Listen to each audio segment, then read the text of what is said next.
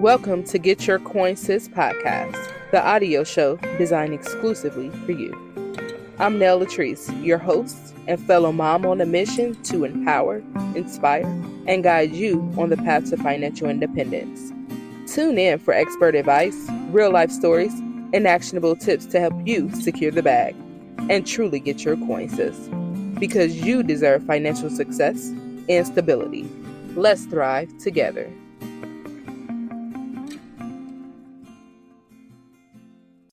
Welcome back to another episode of Get Your Coin Sis podcast, where we dive into financial habits, faith, and real life events to help you build a legacy. I'm your host, Nell Latrice, and today we have a very special guest, Cheya Thousand. Cheya is a former Amazon diversity champion. She has an MBA and she's an MBA graduate, a seasoned expert in creating healthier, happier, and more harmonious workplaces. So welcome Cheya to the podcast. Yay. Thanks for having me, Nell. You're welcome. I'm so excited for this one because I think a lot of people struggle with emotional intelligence. So Mm-hmm. this is a very important topic because I also struggle with it. I'm just now learning at 33 how to control my emotions. So Mm-hmm. a journey for sure. So I am so glad we have her here today. And I will Awesome. allow her, Shia, to have the stage to tell us a little bit about herself. Absolutely. Thanks for having me, Nell. Thank y'all for tuning in. So, as Nell stated, I am a MBA graduate. I'm a former Amazon diversity champion, and I'm also trained in leadership development. I am a emotional intelligence coach. I am also currently working on my ICF coaching certification for the associate level. So, if you know anything about these certifications, that's the International Coaching Federation. And so my goal is to really help people cultivate happier, healthy workspaces and to live lives that they don't need an escape from. Everything's about intentionality and living your life to the fullest, but it's within our control. And most of us did not learn how to emotionally regulate as children. So we become adults and we're in these spaces that frustrate us, and then we don't have language and we explode.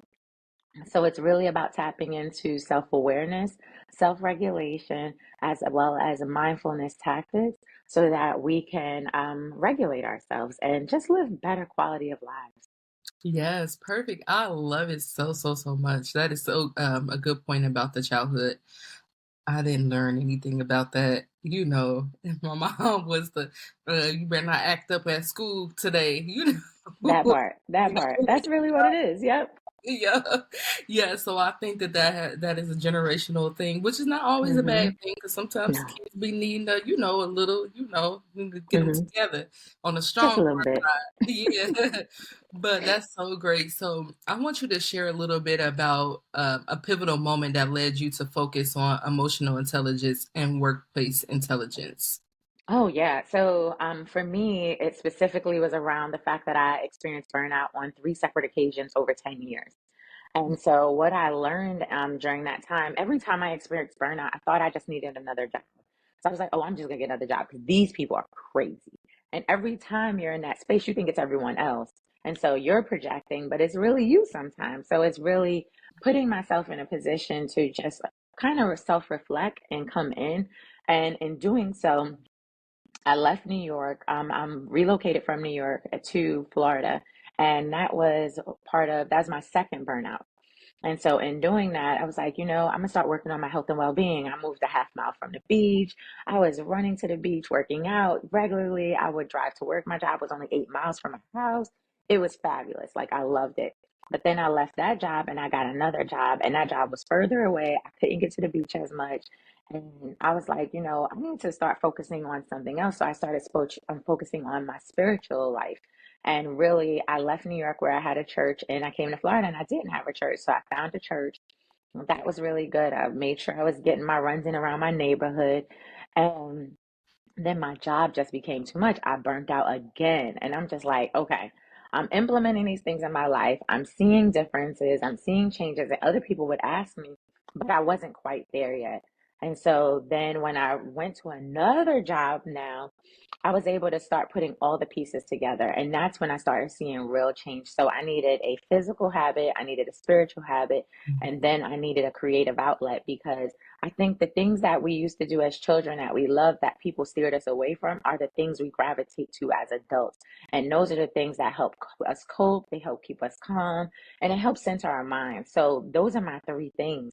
And so when I started doing that is when I started seeing real change in my life. And then other people would ask again, like, what are you doing? I see it changing you. And I was able to share those tips with them and they started seeing change in their life. So that was really pivotal for me. But my pivotal moment, I would say, took years because it was like many pivots along the way that led to a big pivot. But my biggest pivot was relocating from New York to Miami. That was my biggest pivot. I believe everyone has like 10 decisions in your life, maybe even 20 that are game changers and change the trajectory of your life. And that was one of mine. Yes, that's really good. I want to touch on a few points here. First of all, our episode 4 was on burnout. We had a Mm, burnout prevention specialist, Danielle. So it's so good that God is lining this up perfectly. hmm. That each episode is kind of rolling off of each other, and we don't need nobody knows each other. So that's Yeah. really good. So that's good. So I want everybody to listen to episode 4 before you listen to this one. Um, Hmm. but two, that is important on tapping into your childhood, what you wanted to do in your childhood, what you like to do. Yeah. Because I know for me, when I was in elementary school, I played a few instruments. I played violin, I played the trumpet, and I played clarinet.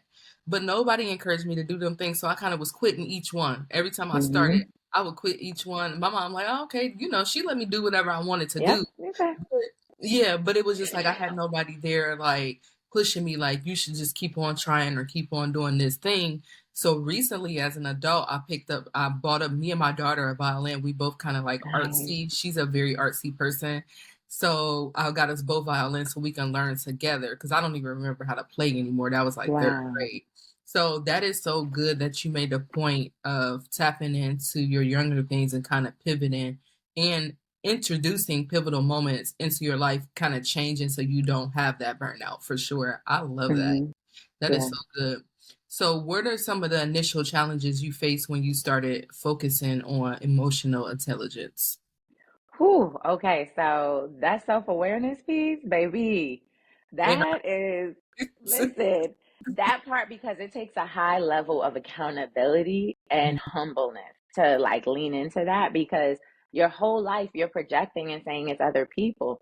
But now you have to self-reflect so that you can be self-aware.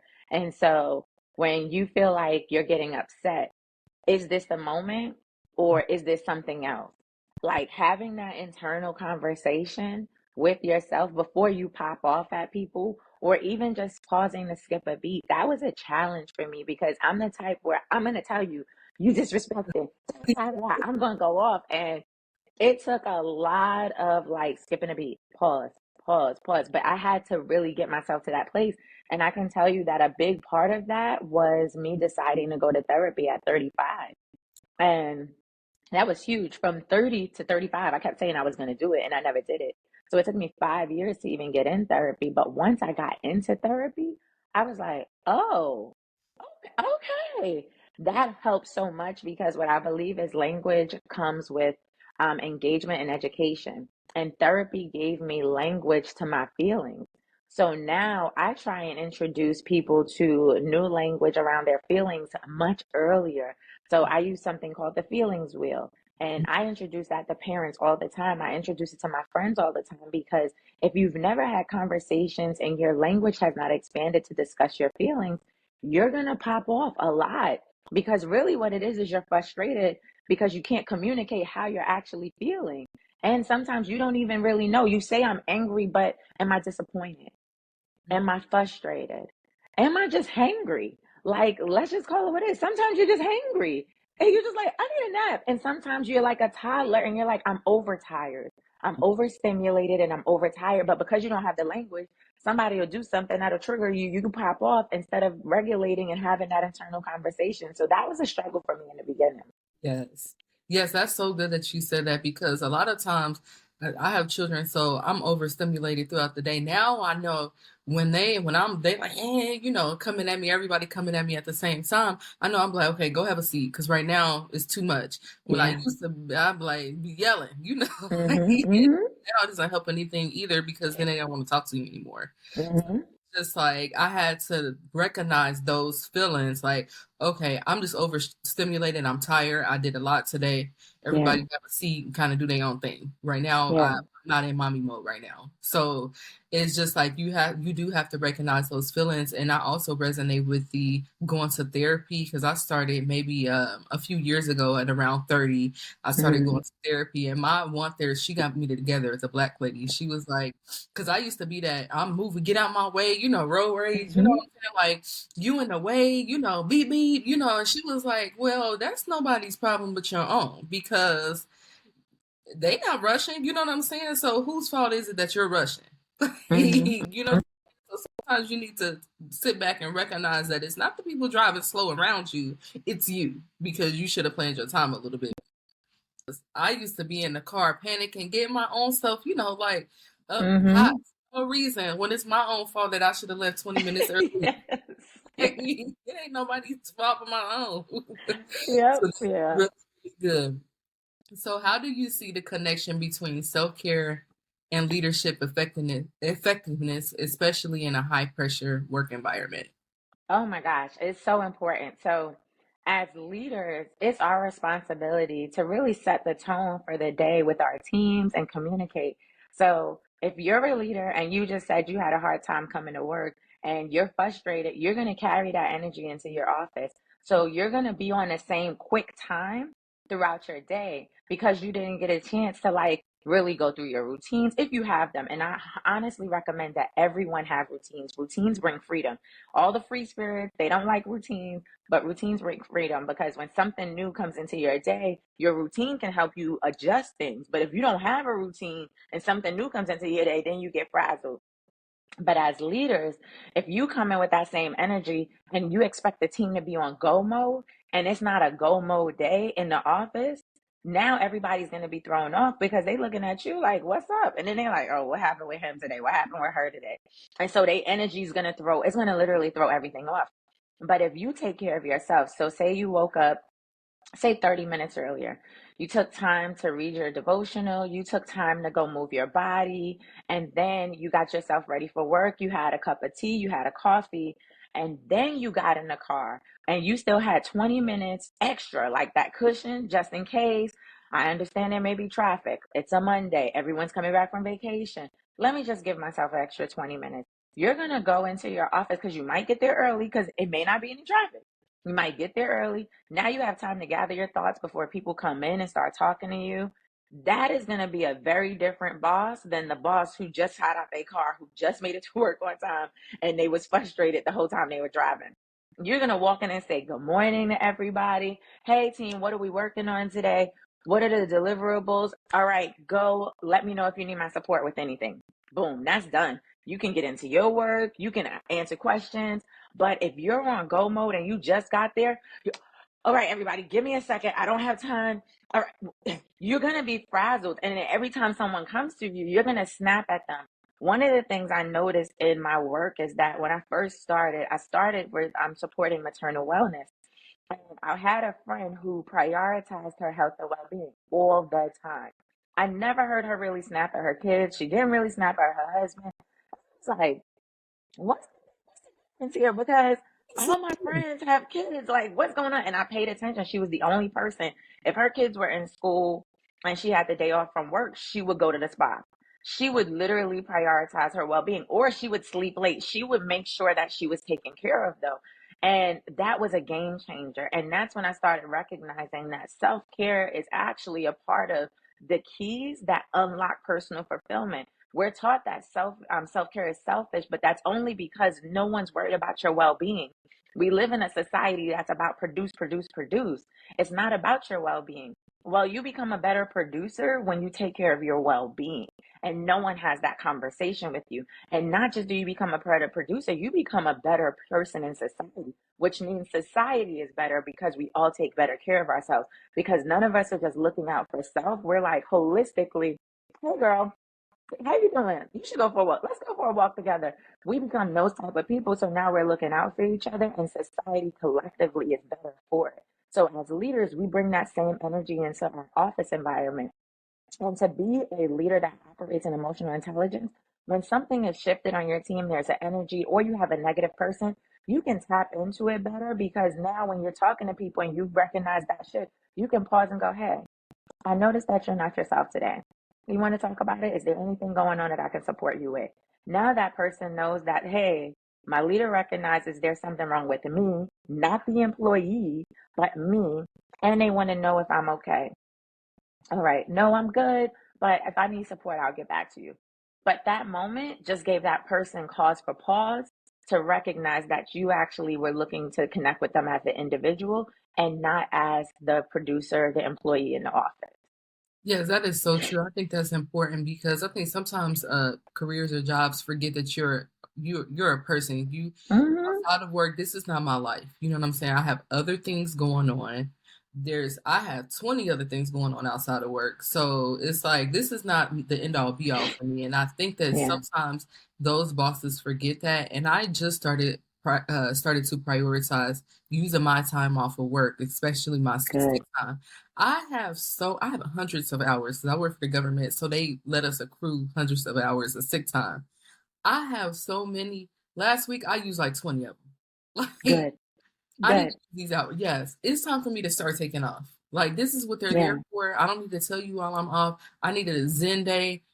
Goodbye. I will not be here. Like yeah, I just started doing that. So it's very important because now I feel better. Now I don't feel like my plate, I was able to get some stuff done at home. And now I yeah, don't feel like my plate is so full with stuff to do in addition to work because working from home is wonderful. I love it. I don't want to change that, but it also runs into my home life too and trying yep, to get yep. things done. So now I'm looking at these dishes that need to be done. I'm looking at this pile of clothes. And I have ADHD, so I'll be all over the place. Oh, wow, yeah, Yeah, so I'm like, okay, I'm looking at the dishes, I'm looking at the clothes, and I'm like, okay, I gotta do this for work, then I gotta do that for work, and I need to cook dinner. I'm like, okay, it's time to go back, like you said, to a routine and yes, get that list together on what I'm doing from when I wake up until I go to bed. That is very, yeah. very important.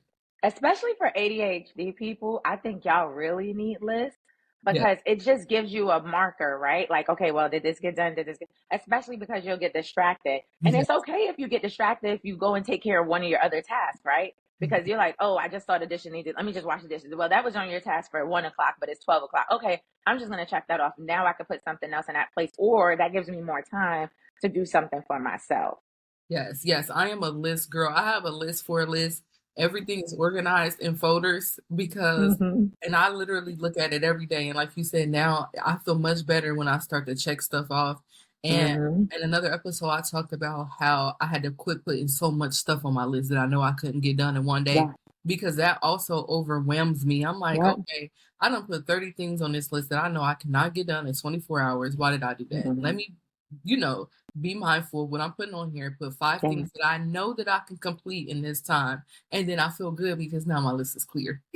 Intentionality, like it's really about intentionality and prioritization. And it's funny you say that because when I started a job, like so when I first started my career as a recruiter, and a part of their interview process was they wanted to see how you would prioritize your day. So we had teams of five, and they would give you tasks that could get done in day one, tasks that could get done in day two, and tasks that could get done in day three. And they threw in variables that would happen throughout your day, and they look to see which task you would put off to each day to see if you understood how to prioritize the business and what actually needed to get done versus what could get moved to the next day. And I'm telling that was a game changer for me because I was like, well, if they care, I clearly need to be caring too about my life. Yes, yes, it's fun. And that's also, I wanted to make another point about that because yesterday I had my whole to do list of what I wanted to get done. I do not like deviating away from the list because I don't know, it's something internal, it's something, I don't know what it is, it makes me feel frazzled. So that's something I need to start focusing on more is that things are going to happen and my day is not going to always be planned out how I plan Mhm. it to. And I think that's just my personality. Like I want A, B, C, D. I need to be checked off in exact order. Please do not Yeah. throw a wrench in my day. So now Yeah. I'm starting to recognize that, okay, girl, you need to, sometimes your day is not going to flow how you want it to Yeah. flow. So that's so good. So what is some practical self-care tips for leaders who are constantly under pressure that you can give? Create a morning routine. Like that is like, especially in this work from home environment, a morning routine can actually change the way your whole day goes. So when we first went into work from home in 2020 because of the pandemic, I have a dog. I think animals are an amazing accountability partner. So if you are a single person, if you're a married person, and say your spouse doesn't support what you're trying to do, your animal will support you. They are great accountability partners. And so every day I get up, I thank God for the morning. I get my dog within 20 minutes of waking up. I'm usually out the door on a walk with my dog, 20, 30 minutes. I go on this walk. This walk is usually 20 minutes. It's usually about a mile. I can do about a mile, little, maybe a little bit more than a mile, which is 20 to 30 minutes. That is how I begin my day. What's good about that is that lets me know, my body knows, okay, she's going on this walk. She's about to begin her day. My mind knows she's going on this walk. She's about to begin her day. During that time, I'm actually praying or I'm listening to praise and worship music. That's how I begin my day. We literally walk to the gas station, which is a half mile from my house, because my dog has to go see the ladies there because of last year. We went there to get water during the summer, and he thinks now he has to go there every day to greet these ladies. So every day we go there and we walk a half mile to the gas station and a half mile back. That's my 1 mile walk for the day. I come back, I have my breakfast, I have tea. I usually do a matcha latte with something to eat. And then I'll either listen to something else that's spiritually related, or I'll get on my computer and get into my day. I try not to take meetings before 10 a.m. if I do not have to. And that's very important to me because I believe in slow mornings. And so a meeting at 9, if I have to do it, I get it because everyone else is doing business at that time. But because I believe in slow mornings, no matter what time I wake up, I have to make time for God. I have to make time for my physical well being. And then I make time to get into the things that I need to get into for the day without distractions of meetings. Because a lot of time meetings can be emails and I don't need it. So it's like at 10 o'clock, you can now intrude upon my day, whatever it is. So I think that's the biggest thing for leaders. Set the tone for your day from your night before, because I look at my calendar to see what I have on my day the next day every night before I go to sleep. So set it from the night before. Then in the morning, put yourself in at least, I would say at least an hour. I call it a self care power hour. And so it's 20 minutes spiritual, 20 minutes physical, and 20 minutes creative, and whatever that looks like for you. So this morning, my creative task, and this may not sound creative for some, but for me, it was very creative. So my creative task is I have a nonprofit. So this morning, what I did was I focused on a new platform that we're going to put my nonprofit on for giving for next year. And so I created a solicitation letter for donations. I also was able to like change the colors on the website. So when people scan the QR code, it'll be my brand colors. That was my creative task for the morning. And then I knew I had to hop on this call with you at 12, and I didn't have my first meeting until 10, and that was a grant meeting. So those are all the things that I was able to do this morning. But again, I told you I went on a 1 mile walk. I had a slow morning. I made a second matcha tea. I ate, I prayed. I was on 2 prayer calls this morning, and I did all of that before 9. Yeah, I did all of that before 9 a.m. And then at 10 a.m. is when I got my, no, 9:30, before 9:30. Yeah, see, I need to get better at that because I like to sleep in a little bit. And I know it'll be helpful if I get up at least an extra hour early. Hmm. I am not a 5 a.m. girly.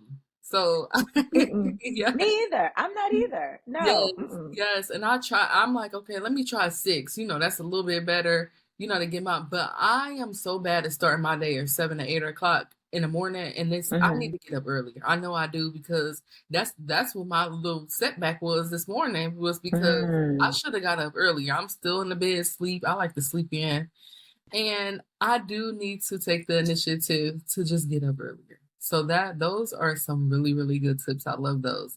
So how do you think emotional intelligence training can contribute to creating more inclusive and equitable workplaces? Oh my gosh. So I love that because as it relates to emotional intelligence, our level of self-awareness and then our level of regulation and engagement, and just our self-management, right? If you are someone who's self-aware and you can recognize when somebody's going through something and you can connect with them, you are able to see what people's personal motivators are.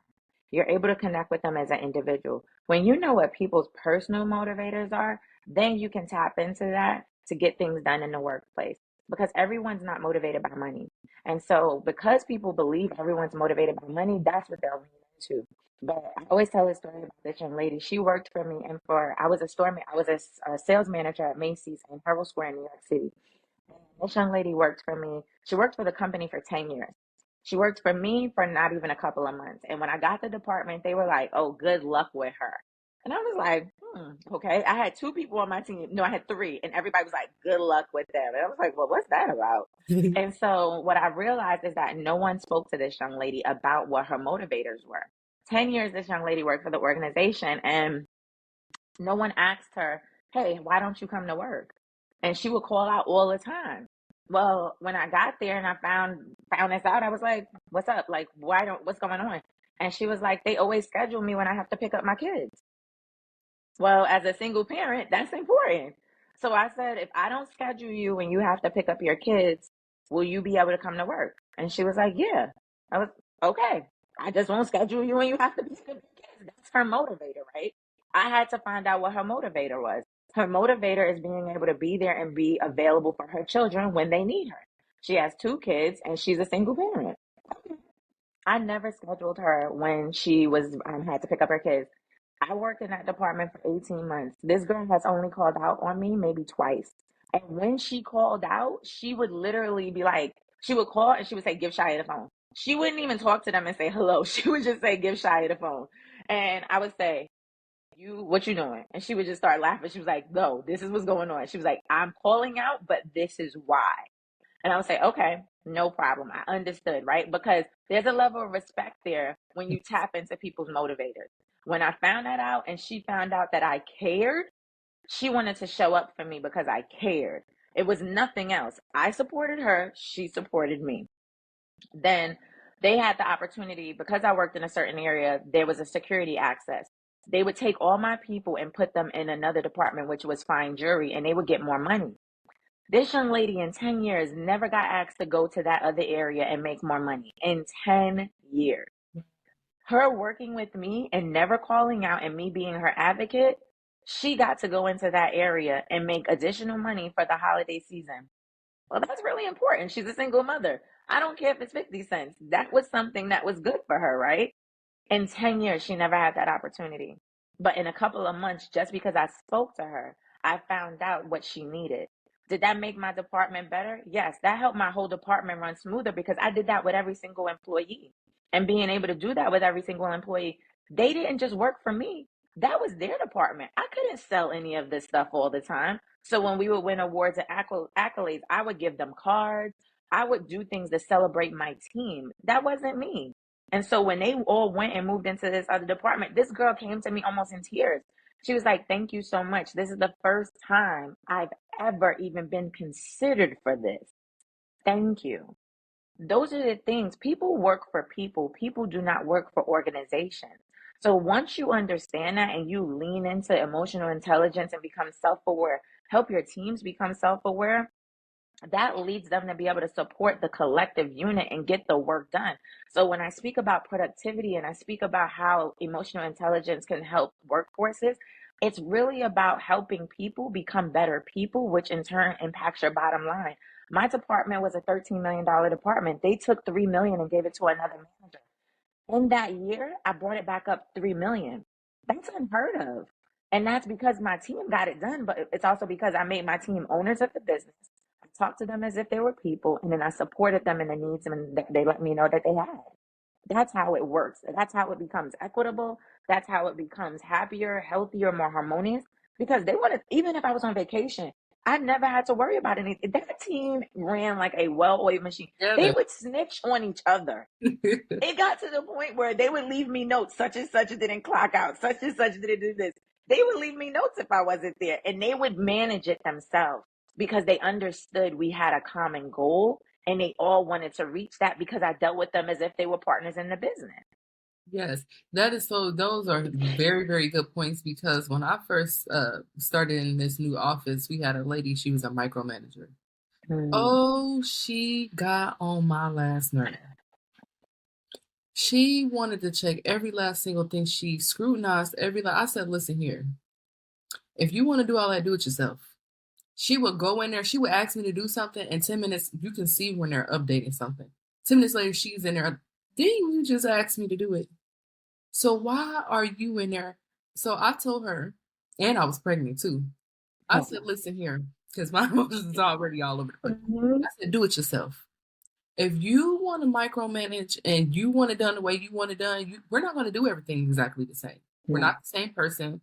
She's way older than me. So I'm Mm, like, you're still stuck in that, and I'm a millennial where I'm stuck here. We got to meet somewhere in the middle. mhm, So after we had that conversation, oh, she didn't do it no more and she retired. But ever since she retired, I've been able to flourish. I've been able to take charge. I do not like people on my back because I can get the work done. mhm, I've worked so much better when I'm able to just take over and just kind of do my own thing. I've been able to mhm. get awards, extra bonuses. Okay. I wasn't doing that when she was there. Yeah. So those are really good points about how the leadership and how you structure everything can change how your people work and how you get to know the person you're working for. Because we're not going to all work the same way. Like somebody might Mhm, work fine just under being micromanaged, and mhm. but not me. So Yeah. that's somewhere else.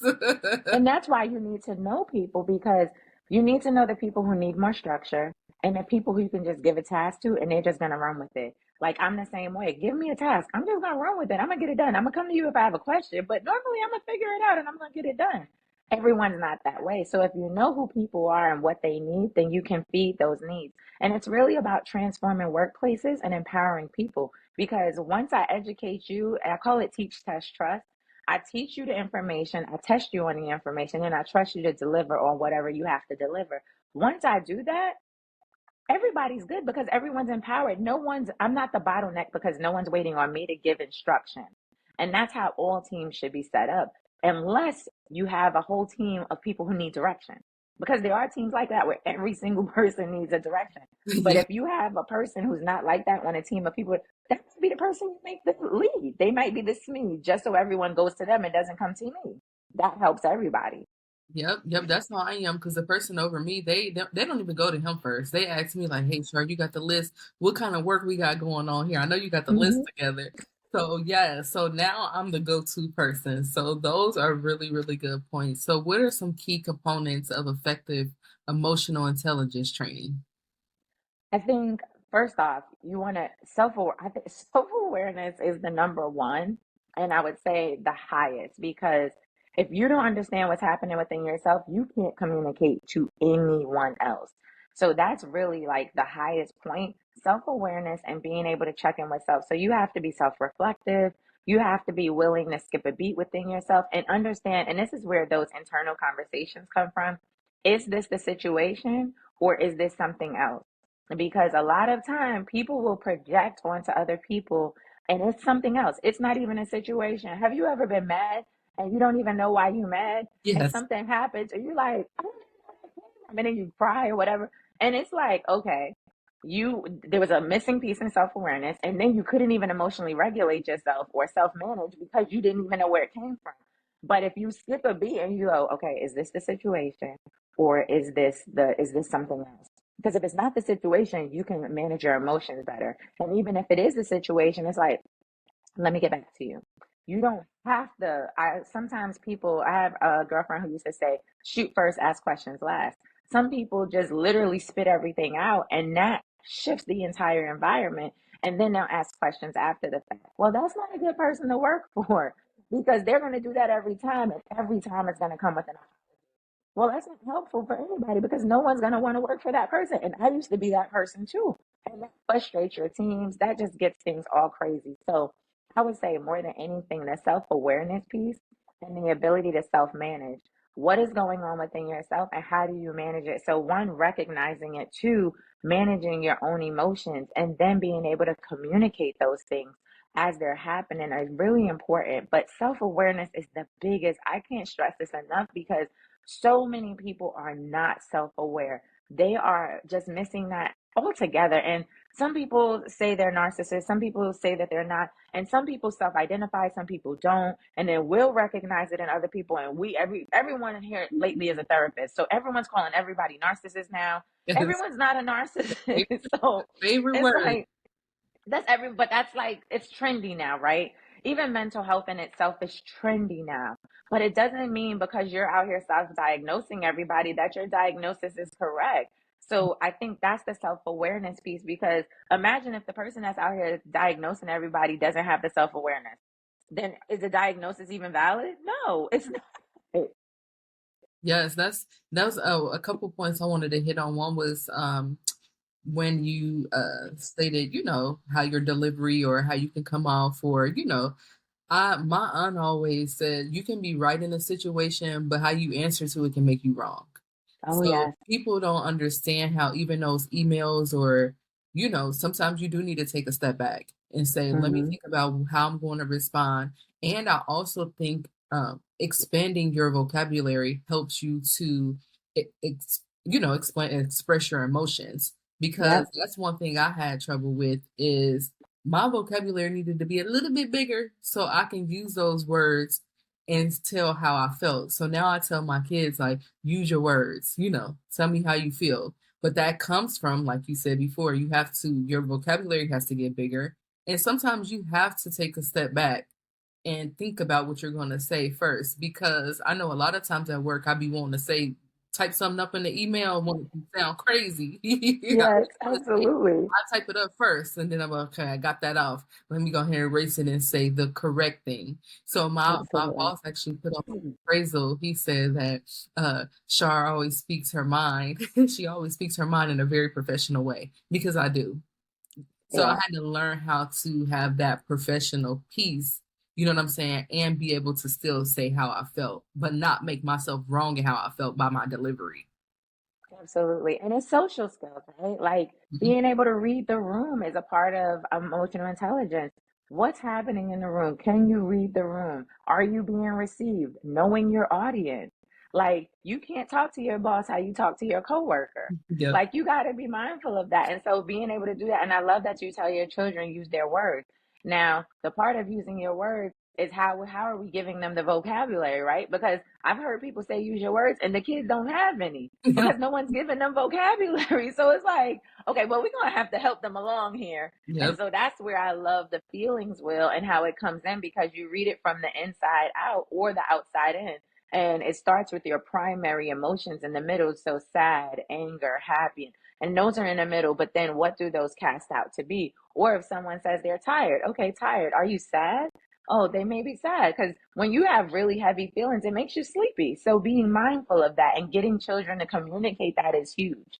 Yep. Yeah. And where can we get the emotional wheel? Is that something that you can look up, or You can Google it. Yep, you can Google the feelings wheel. You can. I think I always say feelings or emotions wheel, but yes, you can Google it. And literally, if you go to feelingswheel.com, it's on there.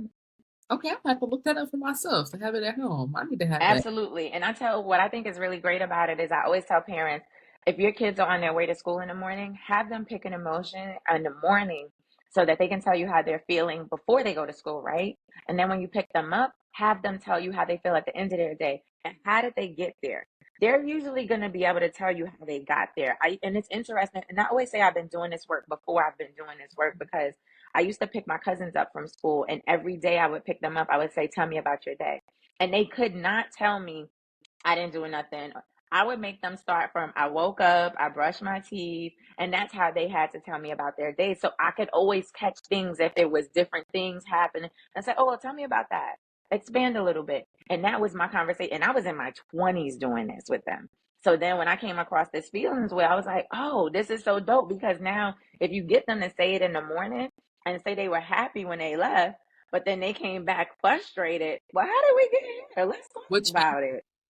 Yes, and that is a good conversational starter instead of the close ended, how was your day? Good. They kind of give you those Yeah. warm. that doesn't really say anything. So I had to start probing and asking more, open-ended questions and kind of just Hmm. expounding on the things that they say. Okay, what was good about your day?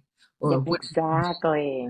Yes, what did you do in class that made you happy? So it has to go a little bit further because sometimes kids they don't open up until you ask the right questions.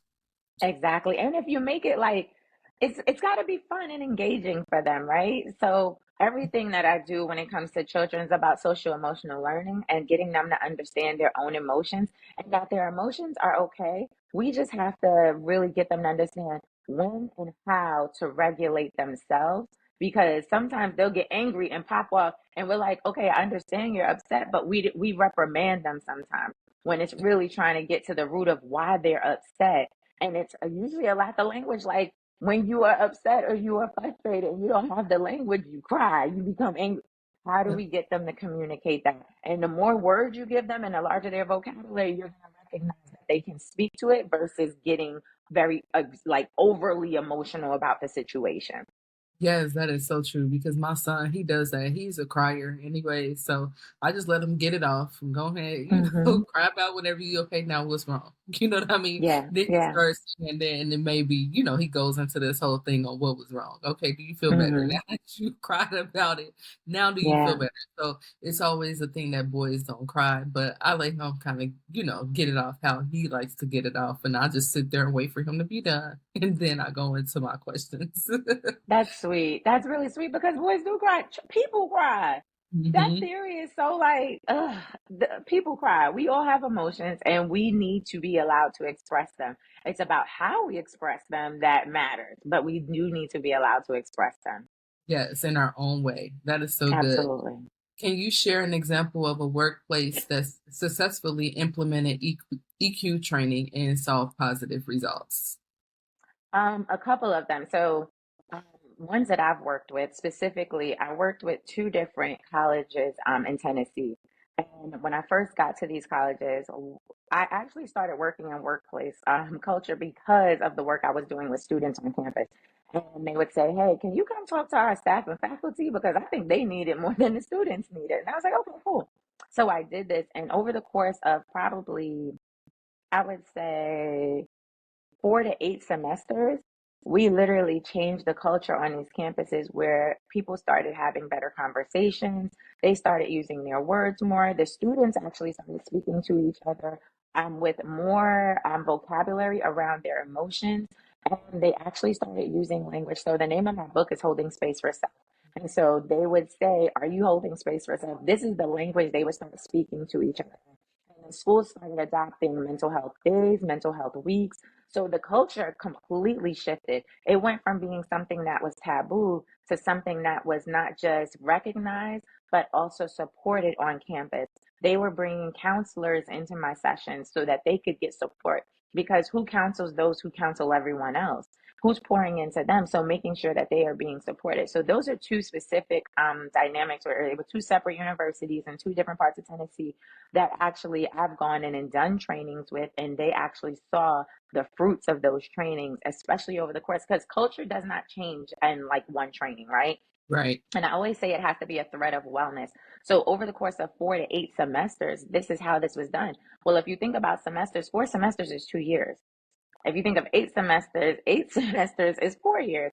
So this is what I was able to do by being there. But each year got to see me. The teachers would cancel classes and bring students to the classes. Staff and faculty would come and they would actually give them credit if they attended my workshops because the teachers wind up seeing the value in it. So it really did a whole shift on the campus to shift the dynamics and the culture on that campus and created healthier workspaces, healthier engagement and productivity, boosting of morale on campus between student and faculty and staff. So it just was like a domino effect across the board. Ooh, that's wonderful. I wish that was around when I was in college. I Me think we too. should learn that. We should learn a lot of those tips really early because I think Hmm. that a lot of the tips that I learned that happened late 20s into my 30s is when I started learning some of those tips. And now I can see myself flourishing because I'm taking those steps in order to, be more emotional intelligent. So that is good. Kudos to you. That is huge. And the fact that you're teaching your children, you're already changing and shifting the dynamics in your family so that they're going to grow up to be people who know how to communicate. And then that's going to cascade into their children and all these things. You're shifting everything. So kudos to you. Yes, thank you, thank you. I appreciate it. Absolutely. So, what is our listeners love actionable advice, actionable tips? So, what's a quick win that they can get from listening to your interview today? Creating a routine, creating a routine, especially a morning routine. I think that's a quick win. I would tell you create a self-care power hour. 20 minutes of physical activity, 20 minutes of a spiritual activity, and 20 minutes of something creative. And you can put that hour together, or you can break that hour up 20 minutes in the morning, 20 minutes in the afternoon, 20 minutes in the evening. But just make sure you do it, because I think what your listeners will start seeing is that you'll actually have personal fulfillment. A lot of us are identified by our jobs, and we Yes, don't know who we are as people. So if you start leaning into these three areas, you'll have a better idea of who you are as a person. I also add this, and I add this for everything: know what you value. If you know what you value and what you stand for, the old saying says, stand for nothing, fall for everything. But if you know what you value, five values. Just pick your top five and lean into them and see how they lead and guide your life. Then these areas that we're talking about, they become a little bit easier to navigate because you know what you stand on. But if you don't know what you stand on, then anything can happen and you'll always be frazzled no matter what's going on. But if you have a solid foundation, there's no way to really frazzle you. Not saying you won't have it won't happen or you won't get stressed, but your response is going to be different. You're not going to be reacting, you're going to be responding to things. And that's a way better life to live in response than in reacting. yes, yes, it does feel much better because I used to just react. Now I know how to take a couple deep breaths. Let me just, Mm-hmm. let me recenter myself and Yep. then do whatever I need to do or, get done. So that is really good. So what are some common misconceptions about emotional intelligence that you often encounter? People don't understand the value of it until it's too late. I think as it relates to self-awareness, people think it's like, oh, well, you, I have to educate a lot of people about what it is. There's a huge misnomer about it of like, oh, I don't need that. Like, I am emotionally intelligent. Just because you think you are does not mean you are. And so there's a lot of education that goes into it. And then once I educate people, they see the value in it, but usually by the time they like seek help, it's usually in a reactive state. So it's like, let's stay in a proactive state. And the more that you get education around it, just reading books, just reading articles, there are so many articles in the Harvard Business Review, so many articles around about emotional intelligence now, because it's like a buzzword. Everybody's like talking about it like self care. However, even in those articles, there's so much to be learned. If you start small and just build from there, you will be so surprised. I love that you said you do deep breathing. That's huge for emotional regulation. Skipping a beat, my training, we call it a meta moment, where you pause and just skip a beat so that you can then move into the next stage of the conversation or whatever the case may be. But emotionally regulating yourself. But if you don't do those things, then you're reacting. So I think that it's one of those things that people don't know they need until it's too late, or they're really deep in it and they don't understand. Self care, I think self care has just gotten such a very much like, it's very superficial versus that is deeper. So when people speak about self care, they're like, I don't need to do that. Oh, I do take care of myself. Oh, I got my nails done. It's not just about nails. Like, you may need to go to therapy. That's okay too. You may need to just sit and be still. And I think the Clean up misconceptions that are, garbage. yeah, Yep. that part. You might need to clean up the garage. The misconceptions are that things have to be costly versus things can be practical. They can be free and it's accessible. I think that's another misconception, is that it's not accessible. Like, oh, I have to pay for these trainings. Everything is so expensive. No, read an article, take some of the tips, and whatever doesn't work for you, be mindful there's other things you can do too. Don't just throw the whole thing away because it didn't work for you. Like, if your car doesn't start today, do you just go and buy a new car? No, you go get a new battery. Like, your life is the same way. We have to stop being so quick to throw things away and throw people away and throw ourselves away and just like, oh, I can't do it. No. If the battery doesn't work, you go get a new battery. If the brakes aren't working, you go get new brakes. No one's out here throwing away an $80,000 car, and you cost way more than $80,000. So knowing your worth and then constantly putting into yourself is huge. the self-development piece is very big. And I think these are the myths that come along with it. People just don't think they need it until it's too late. Yes, yes, yes. I think that a lot of times too, people are so used to like the generational thing, or we don't need it, or you know what Hmm. I'm saying, we can do it on our own. Sometimes you do need to go out there and get that help or to figure out exactly what it is. I know for me, I couldn't figure out why I just got irritated so easily. I'm like, well, let me go to a professional so we can kind of do some exercises and then I can figure out what it is that triggers me to make Hmm. me do certain things. So once Hmm. I figured out what those triggers were, I know how to minimize those triggers in certain situations. There you go. Yeah, because what got you here won't get you there. Yeah. And you might have gotten to a certain place where now you need professional help. And I think a lot of people think that, oh, I can do it on my own. Yes, you can do certain things on your own, but are you going to go out here and practice heart surgery on yourself? No. And this is really, these are matters of the heart. These are matters of the brain. Whatever the mind can't contain, it puts off on the body.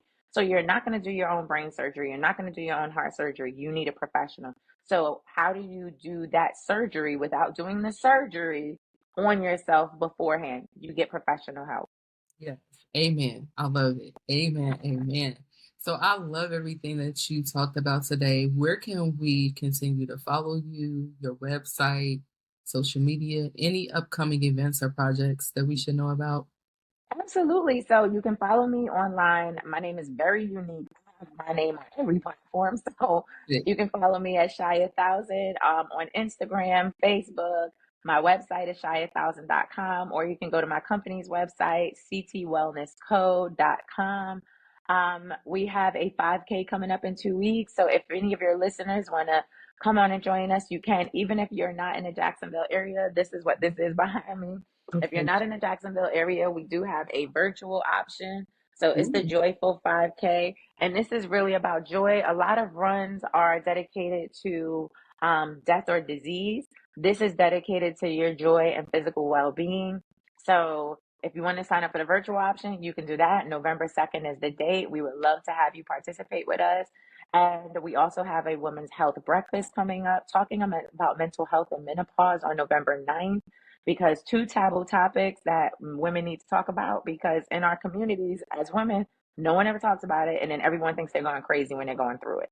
You're not going crazy, and so we're going to tell you how to navigate it. yes, that is so good. I learned a lot today, even myself, from Mhm. this episode. And I am going to actually incorporate some of your tips into my daily routine because I don't have it all together. So those are all None of us really do. right, exactly. So I'm trying to get there, though. I'm trying to get there. Okay. But thank you so much for joining us today, Shaya. And to our listeners, thank you for tuning in to another episode of Get Your Coin, Sis. Don't forget to subscribe, leave a review, and share this episode with someone who can benefit from Shaya's wisdom. Until next time, keep building your legacy. Bye. Bye. Thank you for tuning in to another episode of Get Your Coin Sis podcast. We hope you found today's discussion insightful and empowering. Remember, every step you take towards personal growth and financial literacy brings you closer to your goals. Stay connected with us on social media and share your thoughts and stories. Until next time, keep striving, keep believing, and keep trusting in God's plan for your life. Stay blessed and see you in the next episode.